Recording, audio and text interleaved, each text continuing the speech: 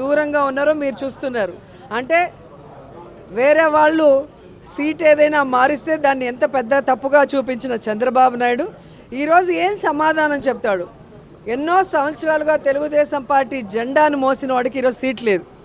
ఎలాంటి వాళ్ళకి సీట్లు ఇచ్చారో మీరు చూస్తున్నారు. ఇక జనసేన గురించి అయితే చెప్పాల్సిన అవసరమే లేదు. 24 సీట్లు అన్నాడు, గాయత్రి మంత్రం అన్నాడు, అశోక చక్రంలో ఊచలు అన్నాడు. ఇప్పుడు 21కి ఇంకా త్రివిక్రమరావు డైలాగ్ రాసిచ్చినట్లేడు, అది చెప్పట్లేదు. ఆ 21లో కూడా దాదాపుగా 11 తెలుగుదేశం పార్టీ వాళ్ళు, మిగతా వాటిలో మెజారిటీ వైఎస్ఆర్ కాంగ్రెస్ నుంచి వెళ్ళిన వాళ్ళే ఉన్నారు. అంటే స్పష్టంగా పవన్ కళ్యాణ్ వెనక ఒక నాయకుడు కూడా లేడు అనేది ఇక్కడ అర్థమవుతుంది. అక్కడ మిగిలిపోయిన చెత్త, ఇక్కడ మిగిలిపోయిన చెత్తని ఏరుకొని క్యాండిడేట్లని అనౌన్స్ చేసుకునే దౌర్భాగ్య పరిస్థితికి రావటం అనేది మనం గమనించాలి. అండ్ ఈరోజు సీట్ల పంపకాలు కూడా కాన్స్టిట్యున్సీలు, ఎంపీలు కానీ ఎమ్మెల్యేలు మీరు చూస్తే